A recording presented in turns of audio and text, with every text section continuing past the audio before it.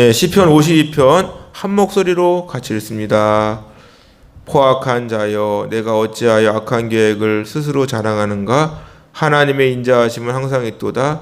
내 혀가 심한 악을 꾀하여 날카로운 삭도같이 간사를 행하는도다.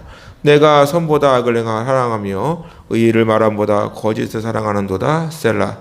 간사한 혀여, 너는 남을 해치는 모든 말을 좋아하는도다. 그런즉 하나님께서 영원히 너를 멸하시며 너를 붙잡아 내 장막에서 뽑아내며 살아있는 땅에서 내 뿌리를 빼시리로다. 셀라. 의인이 보고 두려워하며 또 그를 비웃어 말하기를 이 사람은 하나님의 자기의 힘으로 삼지 아니하고 오직 자기 재물의 풍부함을 의지하며 자기의 악으로 스스로 든든하게 하던 자라 하리로다. 그러나 나는 하나님의 집에 있는 푸른 감람나무 같으며 하나님의 인자하심을 영원히 의지하리로다. 주께서 이를 행하셨으므로 내가 영원히 주께 감사하고 주의 이름이 선하심으로 주의 성도 앞에서 내가 주의 이름을 사모하리이다. 아멘. 예, 오늘 우리가 읽은 시편 52편의 표제를 보면 특히 에돔인 도액이 사울에게 이르러 다윗이 아히멜렉의 집에 왔다고 그에게 말하던 때라고 기록되어 있습니다. 시편 52편은 다윗의 인생 가운데 정말 기억하고 싶진 않은 시간입니다. 진짜 슬프고 괴로운 시간이에요. 왜냐하면 다른 것과 달라. 이거는 또 이 도액이라고 하는, 도액이 이제 사울의 목자장인데, 이 도액이라고 하는 이 사람이 노 제사장을 학살하는 사건을 배경으로 하고 있다는 것이죠. 사무엘상 21장을 보면 다윗은 이제 요나단, 그러니까 사울의 아버지는 다윗을 굉장히 핍박을 하고 그 생명까지도 어떻게 하든지 없애려고 하는 상황인데, 또 희한한 거는 그 아들은 또 다윗을 끔찍히 사랑해요. 끔찍히. 이게 바로 하나님의 놀라운 은혜야자 피난처요 보호자인 거예요. 어떻게 그 아들 요나단이 어떻게 다윗을 보호해 줄까? 그래서 다윗은 이제 요나단을 통해서 사울이 자기를 죽이려고 하는 그것을 명확하게 알고 나서 요나단이 너 가냐, 그러니까 눈물을 서로 껴안았죠. 막 너 가라고. 우리 아버지가 도저히 안 되겠다. 칼을 던졌잖아요. 칼을 던졌잖아요. 그리고 그거 보고 나서 활을 쏘는데 활이 내 앞으로 이렇게 넘어가면 너는 그 길로 가라고. 만일 뒤에 떨어지면 돌아오면 되는데 활이 너보다 앞서서 내가 쏘게 되면 너는 그 길로 그냥 가라고. 둘이 엄청 슬퍼했죠. 그래가지고 사울을 피해서 노비라는 땅에 가가지고 아히멜렉 제사장을 만나게 됩니다. 근데 이 아히멜렉이 다윗을 보자마자 떨었죠. 왜 떨습니까? 왜 떨겠어요? 뻔히 어떤 상황인지 알잖아. 그러니까 두렵고 떨리는 마음으로, 놀라는 마음으로 다윗을 맞이하죠. 그리고 이렇게 말을 합니다. 어찌하여 내가 홀로 있고 함께한 자가 아무도 없냐. 이미 다윗은 그 골리앗을 물리친 일로 말미암아 그 일대의 소문이 다 났어요. 다 안다고 사람들이. 다윗은 그 아히멜렉, 제사장 아히멜렉에게 이렇게 말을 합니다. 내가 너를 보내는 것과 내게 명령한 일은 아무것도 사람에게 알리지 말라 하시기로 내가 나의 소년들을 이러이러한 곳으로 오라고 말하였다. 그럼 내가 먼저 왔다는 것이죠. 그러면서 당신의 수중에 있는 것이 뭡니까? 떡 5덩이. 그거를 내가 좀 먹을 수 있겠습니까? 그러니까 이 거룩한 떡인데 여자를 가까이 하지 않았으면 내가 주겠다고. 그러니까 다윗이 뭐라 그래요? 그러지 않았다고 하니까 그 거룩한 떡 진설병을 아히멜렉이 다윗에게 주고 먹고 힘을 얻게 되죠. 다윗은 그 아히멜렉의 도움으로 하나님 앞에 진설된 진설병을 허기를 채우고 자신이 그 블레셋 장군 골리앗에 물리쳤던 그 칼로 다시금 무장을 하게 됩니다.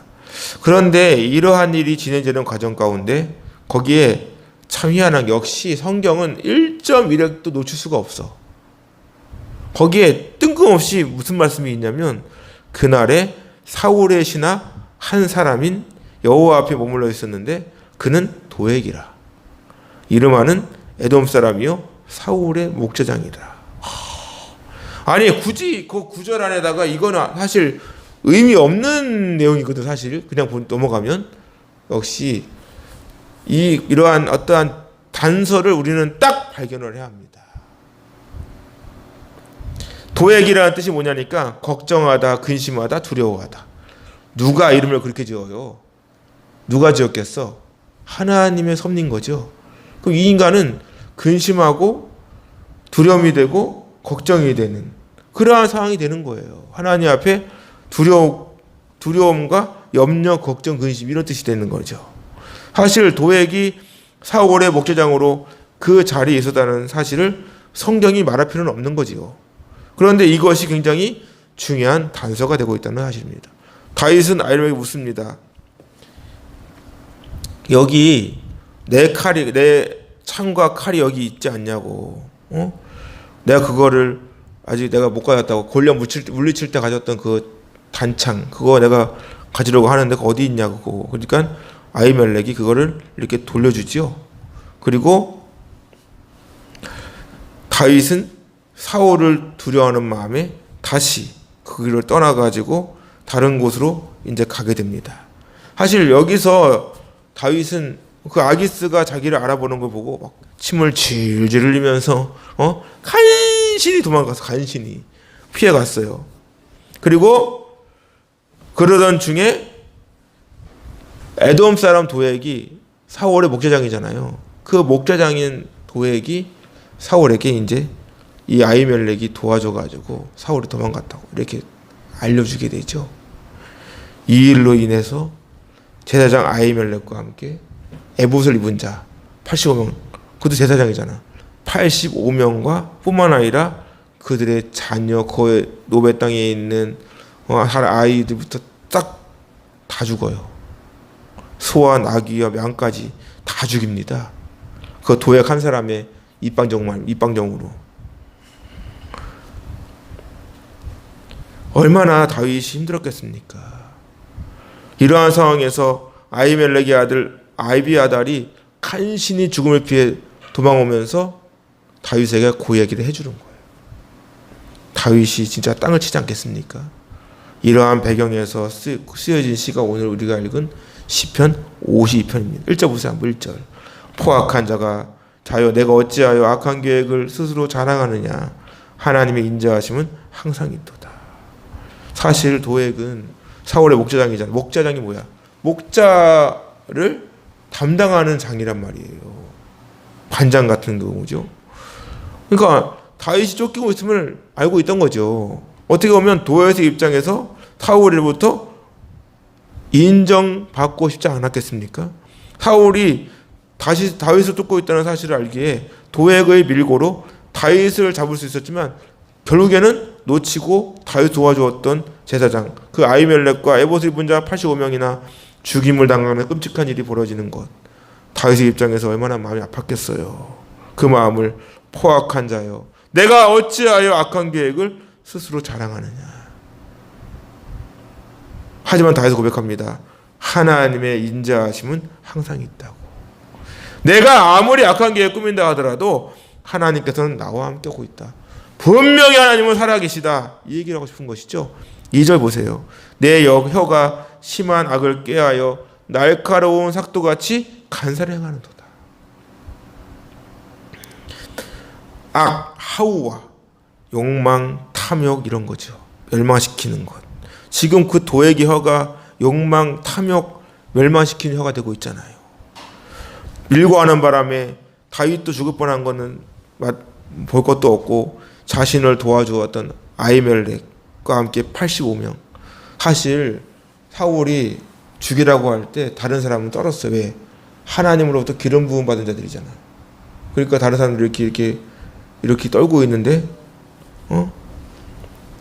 이 도액이라는 사람이 참 지가 앞서가지고 죽으는데 앞서서고 얼마나 잔인한 입술입니까? 사울에게 인정받고 싶어하는 도액의 모습. 악을 꾀하잖아요. 도액은 생각했겠죠. 이미 다윗을 알아본 이상 어떻게 해야 사울에게 보고를 하고 다 잡힐 수 있을까? 또 그걸로 말미암아 내가 이렇게 하면은 어떠한 상급이 있지 않을까? 이런 생각했겠지 않겠습니까? 도액은 사울의 명령을 받아 제사장들을 쳐 죽이죠. 그것이 바로 사단의 역사입니다. 사단은 끊임없이 저와 여러분들을 무너뜨리고 멸망시키려고 합니다. 끝없는 욕망과 탐욕에 빠지게 하고 뿐만 아니라 어떻게 해서든지 하나님과 떼어놓기 위해 날카로운 삭도같이 간사에게 사울로부터 쫓겨다닌 말이 가져온 치명적 결과는 날카로운 삭도같이 간사를 행하는도다. 한마디로 이야기됩니다. 그대로 드러나요. 날카로운 혀. 도에게 혀가 마치 면도날로 이렇게 수염을 이렇게 스치기만 해도 비잖아요. 그런 것처럼 그 혀가 그렇게 사람에게 끔찍한 혀가 되고 있다는 사실. 상처와 피해를 주고 있다. 도에게 불의하고 간사한 혀는 하나님께 기름 부음 받은 85명의 제사장과 그들 가족의 생명을 빼앗아갑니다. 자신을 도와준 사람을 죽음으로 내몬 그 도에게 행위를 보면서 다윗은 남을 중상모략하거나 거짓 증거한 혀의 힘을 날카로운 삭도에 빗대고 있는 것이죠. 사실 혀의 힘이 그렇게 무서운 겁니다. 거짓된 혀는 사람의 영혼에 상처를 내고 그 상처는 도저히 치료가 되지 않아요. 여러분, 말로의 상처가 치료됩니까? 어떻게 나한테 그런 말을 할 수 있어? 평생 가슴에 묻는다니까. 특히 아이들 키울 때 막말 한번 했다가는 그 아이가 엄마 나한테 그런 말 했잖아. 평생 가슴에 묻죠. 그래서 하나님 말씀하십니다. 의인의 입은 지혜를 내어도 패역한 혀는 배임을 당할 것이다. 의인의 입술은 기쁘게 할 것을 알거늘 악인의 입은 패역을 말한다. 그와 함께 잠언 26장을 보니까 거짓말하는 자는 자기가 해한 자를 미워하고 아첨하는 입은 패망을 일으킨다. 다윗은 3절에서 이렇게 고백합니다. 내가 선보다 악을 사랑하며 의의를 말함보다 거짓을 사랑하는도다. 도액은 자신의 행동이 얼마나 악한 모습인지 아는지 모르는지 악을 사랑하며 의의를 말함보다 거짓을 사랑하는도다. 그와 함께 간사한 혀여 너는 남을 해치는 모든 말을 좋아하는도다. 간사한 혀, 남을 속이고 기만하는 모습, 도에게 밀고는 결국 하나님을 속이고 배반하는 것을 상징해 주고 있는 거예요. 너는 남을 해치는 모든 말을 좋아하는구나. 이 해치다는 벨라라는 단어는 삼키다, 집어먹다 이런 겁니다. 이러한 모습이 인간의 본능이죠. 사람은 누구나 다른 사람의 약점을 알게 되면 그 약점을 가지고 상대방이 피해를 보게 되는 겁니다. 교회에서 가장 크게 일어나는 은사가 뭔지 아십니까? 너만 알아 은사, 너만 알아 은사. 뭐뭐 집사, 뭐뭐 성도가 대해서 알아? 내가 알게 되는 절대 말하면 안 돼. 너만 알아야 돼. 이러면서 알려주는데 이게 나중에 보면은 뭐야 김집사, 이집사 다 알아. 너만 알아 은사. 다른 사람을 계속해서 입에 오르내리게 하는 것이죠. 이것은 하나님 보실 때 아주 큰 죄를 짓는 것입니다. 사실 누구를 품어준다는 것은 쉬운 일이 아니에요.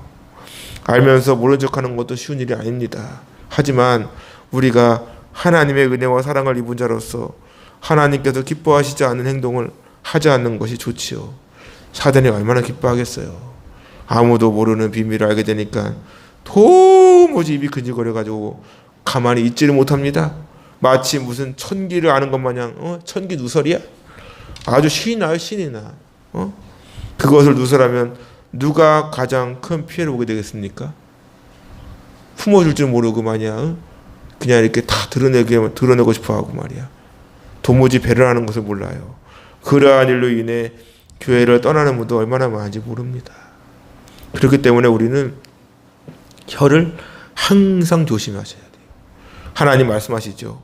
혀는 등이 길들일 사람이 없나니 쉬지 않은 악이요 죽이는 독이 가득하다. 이것으로 우리가 주 아버지를 찬송하기도 하고 또 이것으로 하나님의 형상대로 지음받은 사람을 저주하기도 하고 한 입에서 찬송과 저주가 나오는도다. 여러분들이 꼭 기억해야 할 사실이 있습니다. 내 입술은 기도하는 입술이다. 꼭 기억하시라고. 그러니까 말 함부로 하면 안 되는 게 뭐냐 하십니까? 기도하는 입술이라. 기도하는 입술. 복음을 전하는 입술이라고요. 근데 함부로 말하면 하나님께서 그 기도 들었겠어 안 듣겠어? 나가 죽어. 정말 나가 죽어요. 진짜. 말을 그만큼 조심해야 한다는 것이죠. 항상 말을 조심해야 되는 겁니다. 도에게 밀고로 제사장과 그 가족이 아주 쑥대밭 됐잖아. 쑥대밭. 무슨 죄가 있다고. 다윗 도와줬는데 그 다윗을 도와준 것만 때문에 아주 숙대하신다고요. 이거 영적으로 보면 어떻게 되는지 아십니까? 예수님을 위해 살면 욕을 먹는다고요. 욕을 먹는다고. 욕을 먹는 거예요.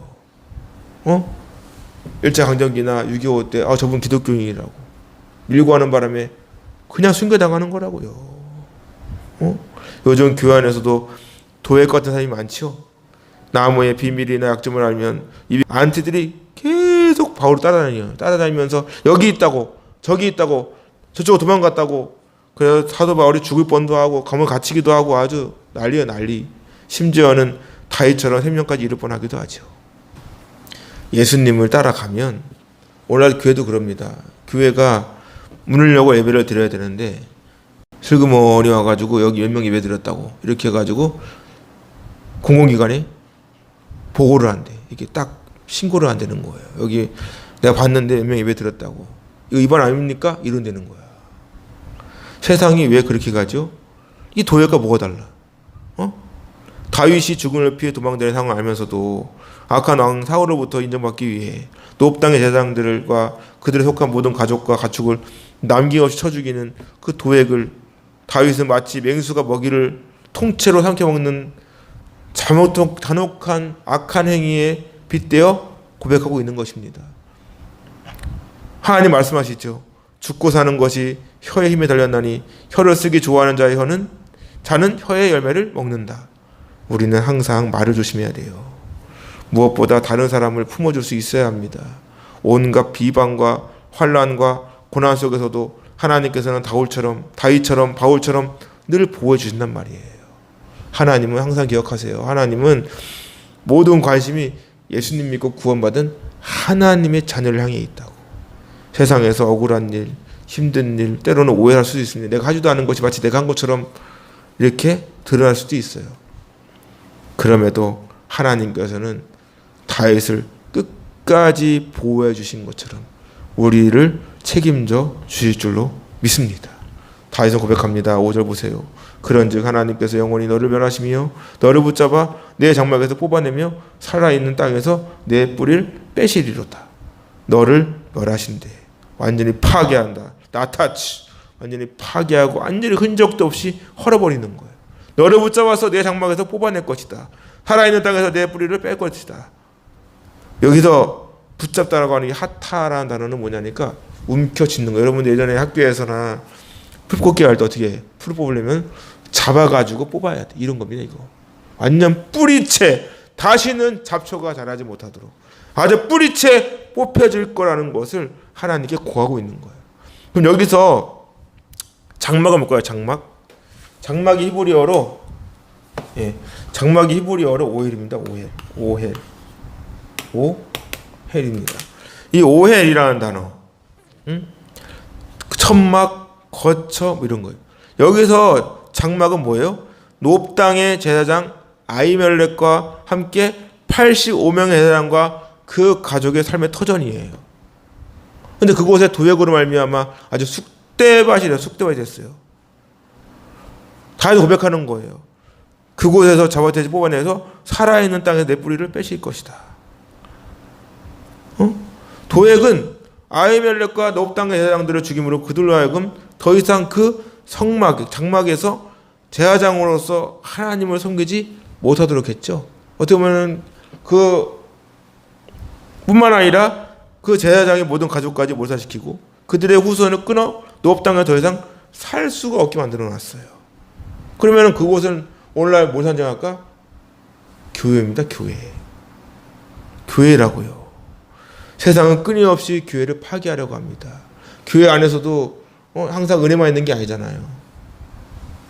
목사에 대해서 비난을 하고 성도에 대해서 비난을 하고 갈라치게 해놓고 신천지, 구원파 이런 이단들이 들어와가지고 어떻게 해서든지 신뢰를 무너뜨리려고 하고 오늘날 코로나 방역 지침으로 말미암아 교회가 어떻게 되는지 보세요. 주일이 다가와도 기쁘지가 않습니다. 수요일은, 금요일은, 새벽기도는 저는 불 꺼진 교회를 볼 때마다 안타까워요. 막 눈물이 나. 어쩌다가 교회가 이렇게 불이 꺼졌냐 도대체. 이렇게 불이 꺼졌냐고. 하지만 그거 아십니까? 우리나라의 복음은 사라지지 않아요. 사라지지 않는다고. 예루살렘의 핍박으로 인해 그 복음이 유다로 사마리아로 땅끝까지 흩어진 것처럼 교회에서는 모이지 못하지만 복음은 더 폭발적으로 전파될 줄로 믿습니다.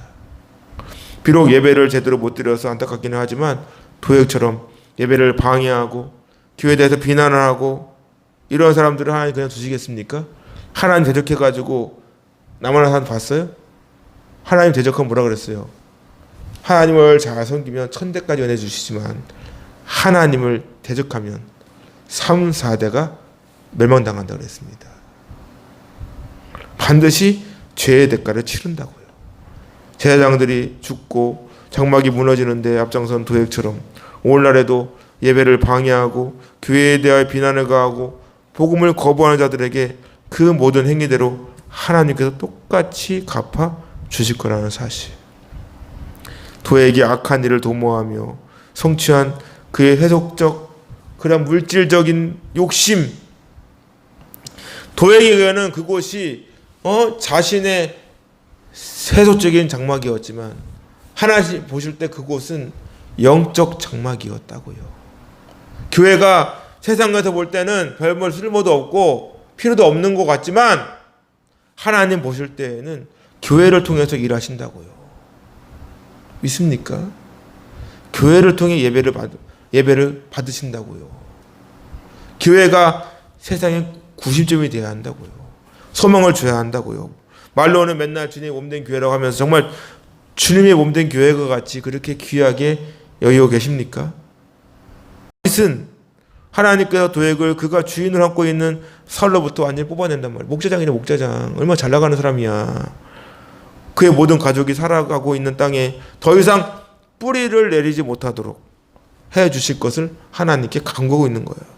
어떻게 보면 세상은 그 도액과 같은 사람이 오히려 더 떵떵거리고 잘 살고, 그러한 힘의 논리 앞에 하나님의 백성들은 아무런 힘도 없고 연약하고 불이익을 당하는 것 같이 볼 수 있습니다. 하지만 하나님께서는 악인을 그냥 두지 않습니다. 철저하게 죄의 대가를 치르게 하시고 하나님의 그 공의로운 심판에 근거하여 그 죄를 그냥 두지 않는다는 사실입니다. 결국 도액은 회복 불가능한 상태에 떨어지고 말아요. 6절 보세요. 의인이 보고 두려워하여 또 그를 비웃어 말하기를 이 사람은 하나님을 자기 힘을 삼지 아니하고 오직 자기 재물의 풍부함을 의지하여 자기의 악으로 스스로 든든하게 하던 자라 하리로다. 목자장도 대단한 거야. 목자장도 왕의 목자장, 왕의 목자장. 그런데 거기에서 더 승진하고 싶은 거 아닙니까? 승진하고 싶은 거. 응? 이번에 우연하게 국방부 장관 그 김태영, 김관진 이분들의 그런 뭐 이렇게 유튜브에 뜬 게 봤어요. 주석이 누구냐? 그러니까 북한 딱 그랬어. 북한이다. 그래서 북한이다 그러더라고. 근데 그걸 가지고 또 뭐 어떤 분들은 막 이렇게 북한을 그러면은 막 북한을 공격할 거냐 이런 식으로 막 이렇게 하더라고. 그때 연평도 사건 뭐 이럴 때였거든요. 그러니까 자꾸 빌미를 만들어 가지고 약점을 잡으려고 하니까 그걸 사표 쓰라고 막 기대버렸어. 그러니까 알았다고 사표 쓰겠다고 이래가지고, 왜냐면 국방장관이니까 사병이 죽은 거에 대해서 마음 아프고 막 이런 일이 일어났던 거 아닙니까? 주적이 누구냐 할 때 북한이다 딱 얘기하는데 그게 욕먹을 행동입니까? 그게 당연한 거 아니야? 시대가 어떻게 돼가지고 공산당을 공산당이라고 말을 못하는 세대가 왔어요. 공산당을 공산당이라는 말을 못한다고. 지금 남북 분열이 70년이 되었는데 예전에 그 북한 선교하는 분들 얘기 들어왔어요. 뭐라는지 아십니까? 복음을 전해야 할 대상은 맞아요. 저도 그렇게 생각해요. 복음은 전해져야 돼. 당연한 거야 그건. 근데 남과 북이 70년이 갈린 상황에서 완전 남의 나라래요. 말로는 한 핏줄 얘기하지만 문화가 다르고 정신이 다르다는 거예요. 완전 다른 나라라는 거예요. 다른 나라라고. 그들이 우리를 사랑의 국가로 품어야 될 국가를 생각할까요? 아니라는 거예요. 아니라는 거. 언제 우리를 공격할지도 모르는 상황인데 어떻게 해야 되겠습니까? 지금도 인권 얘기하면서 북한은 인권도 없잖아. 사실 지금 인권이 어디 있어? 북한이 인권이 어디 있어요? 북한 인권을 생각도 안 하고 말하면 맨날 인권 하면 동성애 인권은 굉장히 강조하면서 북한에 대한 인권 한마디 말도 못하고 하나님을 자기 힘으로 삼지 아니하고 오직 자기 재물의 풍부함을 의지하여 그것도 모자라가지고 더 하고 있는 거잖아요. 여기서 의인은 누구겠습니까? 하나님의 백성인 거예요. 예수님이고 구원받은 하나님의 자녀입니다.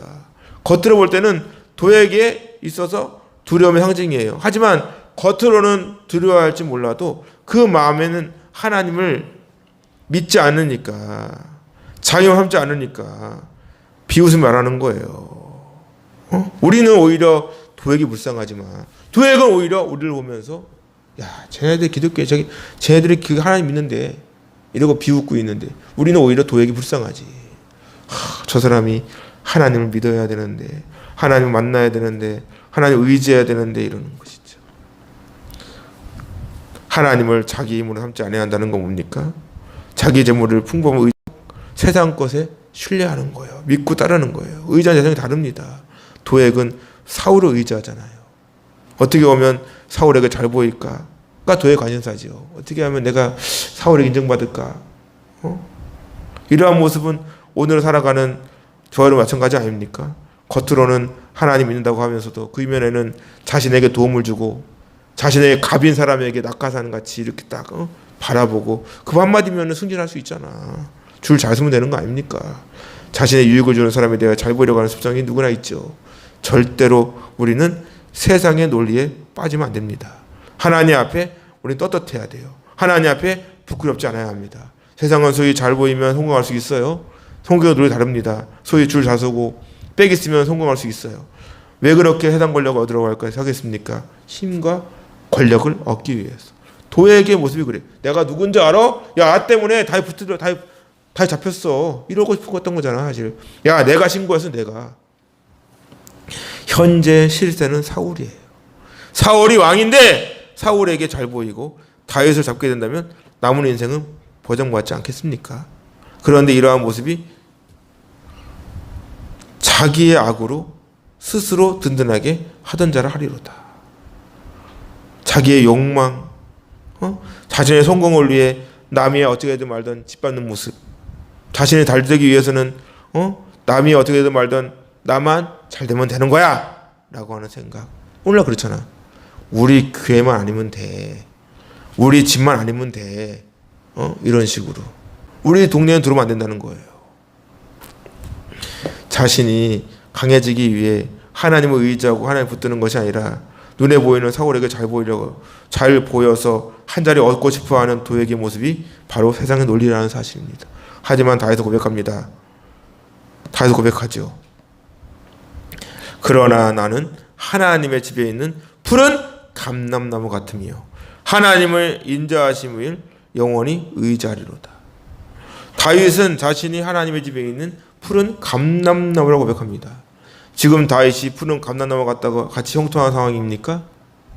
얼마나 힘들고 답답한 상황인데 그럼에도 다윗은 세상 논리가 아닌 살아계신 하나님을 의지할 때 하나님께서 자신을 그 집에 있는 푸른 감람나무와 같이 만들어 주실 것을 믿고 있는 거예요. 시편 1편을 보면 복 있는 사람에 대해서 말씀하시면서 이렇게 말씀하시죠. 그는 시냇가에 심은 나무가 철을 따라 열매를 맺으며 그 잎사귀가 마르지 않은 같으니 그가 하는 모든 일이 다 형통하리로다. 바로 그겁니다. 아무리 힘들고 험하고 어렵고 어디에 마음 둘 곳 없는 삶일지라도 시냇가에 심은 나무는 절대로 시들지 않아요. 다윗은 이미 5절에서 도액을 염두에 두고 하나님께서 그의 마지막 어떻게 하실지 예언하고 있습니다. 기도하고 있는 거예요. 도액은 하나님께서 뿌리째 뽑히는 나무와 같이 멸망을 당하겠지만 자신은 하나님의 집에 있는 푸른 감람나무와 같이 영원토록 마르지 않는 샘에 심겨진 나무처럼 하나님의 은혜로 형통하는 삶을 누리게 될 것을 믿고 의지하고 있는 거예요. 누가 나를 책임질 수 있을까? 영원히 의지하리로다. 다윗은 하나님의 은혜와 사랑에 힘입어 끝까지 주님 안에 믿고 신뢰하며 의지할 것을 고백하고 있는 것. 이것이 바로 우리가 본받아야 할 믿음인 줄로 믿습니다. 세상살이가 때로는 내 마음 같지 않고 어렵고 힘들 수 있죠. 답답하고 기나긴 터널을 통과하는 것 같고 외롭고 우울하고 괴로울 수 있어요. 도액과 같은 사람이 후이 세상에서 더 잘 나가고 더 성공하는 길로 가는 것처럼 보입니다. 하지만 우리가 하나님을 믿는 것은 그러한 이유가 아니죠. 우리가 하나님 믿는 것이 아닌 하나님께서 우리를 택하신 거예요. 하나님께서 우리를 택하시고 우리를 붙들고 계시기 때문에 이 자리에 모인 저 여러분은 살아계신 하나님의 집에 있는 푸른 감람나무와 같이 하나님의 은혜와 보호하심 속에 살아가고 있는 줄로 믿습니다. 그것이 하나님 믿고 의지하는 사람만이 누리는 축복인 줄로 믿습니다. 그러니까 우리는 끊임없이 기도하며 하나님의 뜻을 구해야 돼요. 그래서 다윗은 마지막 고백합니다. 주께서 이를 행하셨으므로 내가 영원히 주께 감사하고 주의 이름이 선하심으로 주의 성도 앞에서 내가 주의 이름을 사모하리이다.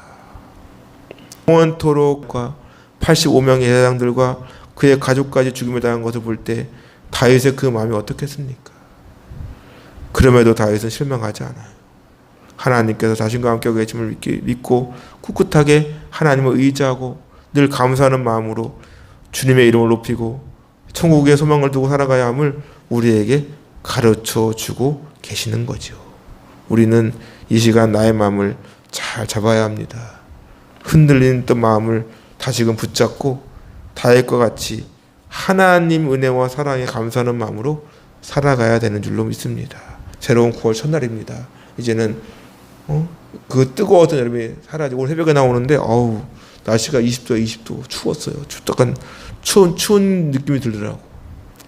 추수의 계절답게 우리의 삶을 통해 영적 열매를 거두시는 그 하나님 앞에 어떠한 상황과 환경 속에서도 구원의 확신을 가지고 날마다 천국을 소망하며 오직 주의 영광을 위해 힘차게 전진하는 저와 여러분 될 수 있기를 주님의 이름으로 축원합니다.